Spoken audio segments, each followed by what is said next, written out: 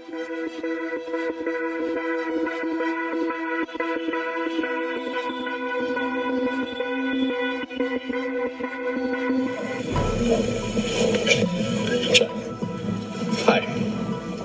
I'm Jeff. I'm a constituent. I'm from Pine Beach.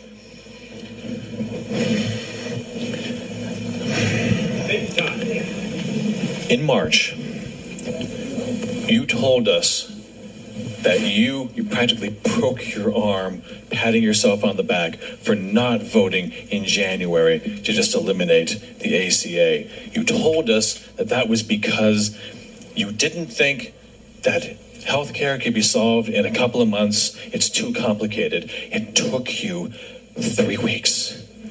3 weeks to go from it's too complicated and it can't be done quickly to I've got a huge pile of excrement here that is a horrible mess of a bill that 17% of the population wanted, that the CBO said was going to kick 24 million people off of health insurance. 3 weeks, Congressman. 3 weeks, Tommy boy. That's all it took for you to go from I'm not going to do it that quickly to I've got a yes vote in my pocket and I'm going to use it. They took that vote off the bill because they knew that it wasn't going to pass. I thought, thank God, we're not going to have to do that. Took a couple of days, and a couple of more days, and then suddenly we got the MacArthur Amendment. Congratulations. You're in history now. You're in the national spotlight. That's one thing I want to talk about, the national spotlight. You keep talking about all the constituents that you have to adhere to. And over in this county, they believe one thing, and over in this county, they believe another thing. And you're trying to thread that needle. Well, you haven't threaded it at all. Everyone that is going to be losing from this, you have not addressed. You have not addressed it properly. You have not addressed it fully. You have ignored us. I have called your office incessantly, and I get people who don't know what's going on. I don't get any return phone calls. If I ever fax or email, I get a form letter that informs me about what I contacted you about and why you can't do anything about it because it's still in committee. You look forward to taking my opinions into consideration. You have not taken my opinions into consideration. Too complicated. It's not going to get done in months. 3 weeks. I don't understand. What's your question? Oh, we haven't even begun. I'm not done with you yet. I got the mic, and I'm not going anywhere. Turn off the power. I got a very loud voice. This ain't over yet. My wife was diagnosed with cancer when she was 40 years old. She beat it, but every day, she lives with it. She thinks about it. Every pain, every new something going on somewhere, is it coming back? Is this cancer? Do I have it again? Is it going to kill me this time? Is it going to take me away from my children? Speaking of which, my children both have pre-existing conditions from birth. One cardiac, one thyroid. You have been the single greatest threat to my family in the entire world. You are the reason I stay up at night. You are the reason that I can't sleep. What happens if I lose my job? I'm very fortunate, sir. I have a really good job, and I have really good health insurance, and we can all have peace of mind. But now my wife, who every day is wondering if she's going to get cancer, is it happening now? Well, it didn't happen now, but what about now? Now also has to contend with, what if my husband loses his job? If I lose my job, we can't afford COBRA. We can't afford to get private insurance. We get it from my employer. If I lose it, it's gone. If I lose my job on a Monday, if I'm lucky enough to find a job on a Tuesday, which never happens, they will not have insurance ready for me. I will not be eligible for 3 to 6 months. If I lapse my coverage within 63 days, suddenly I'm in a high-risk pool. My pre-existing conditions, which I don't give a shit about, come after me. Come after me, I don't care. But you came after my wife. You came after my kids. I have sympathy for your mother. I have sympathy for your daughter. But you did not learn the lessons they were trying to teach you. Because this is what you did to us.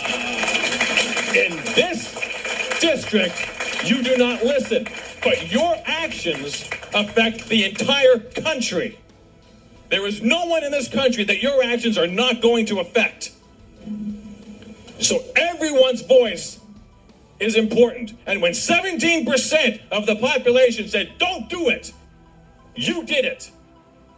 This man is correct when he said that you brought it back from death. Ryan said it's dead. Trump said it's dead. And you said, nope, I got a better idea.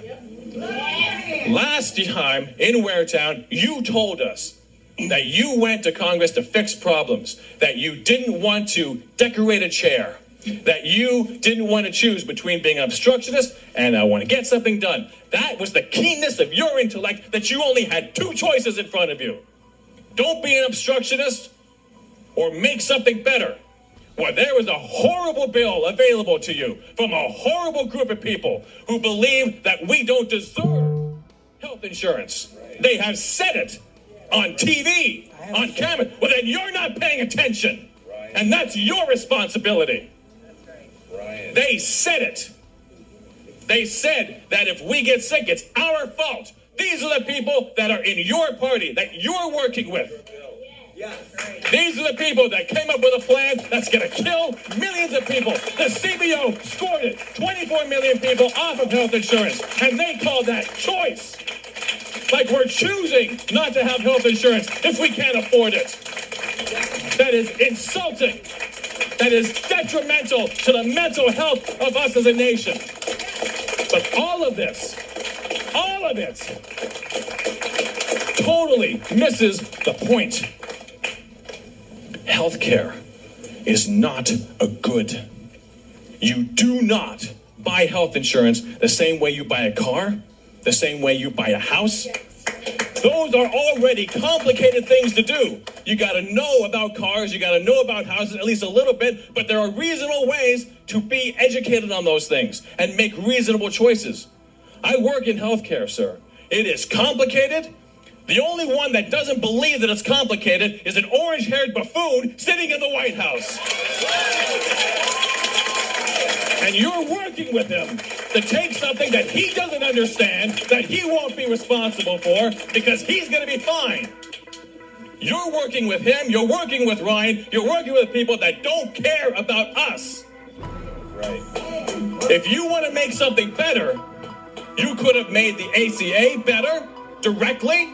You could have made sure that all the funding that you're saying that we need right now, just put it in there.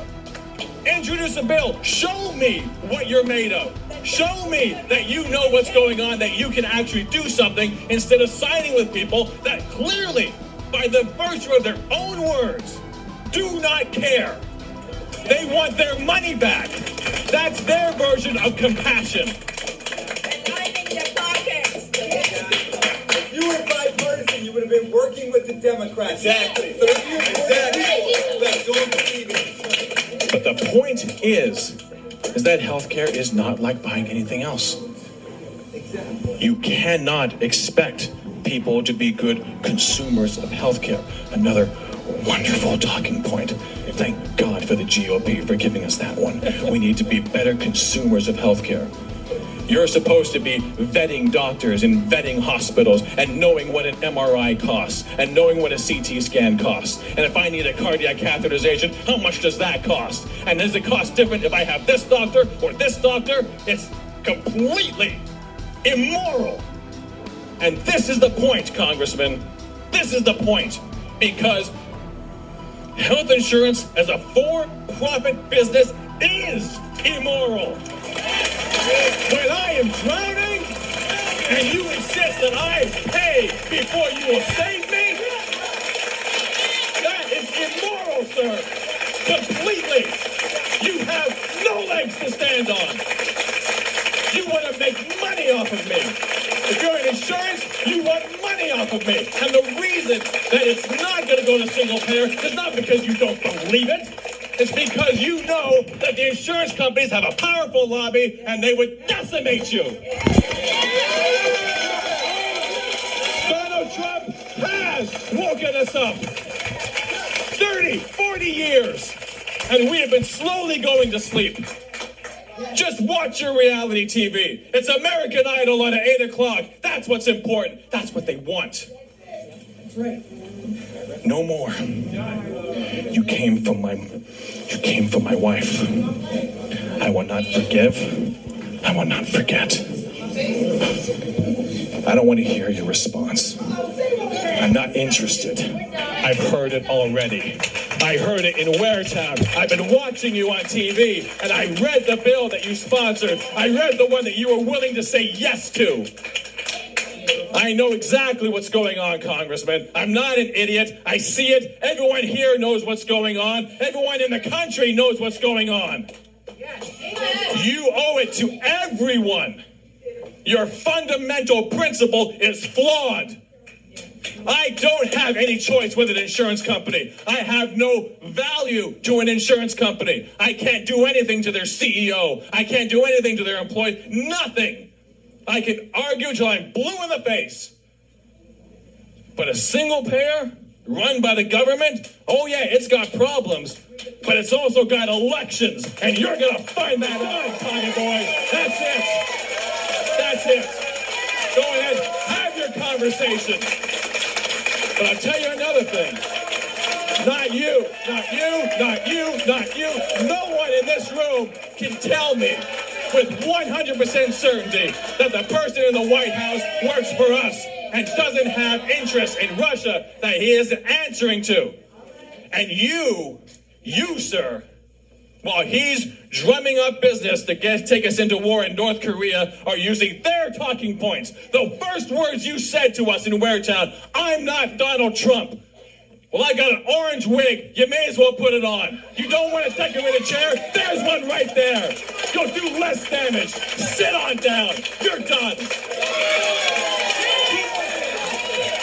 Well, I think of myself as a young guy, but I'm not so young anymore. And I've been around for a long time. And it just seems that the economy does better under the Democrats than the Republicans. Now, it shouldn't be that way.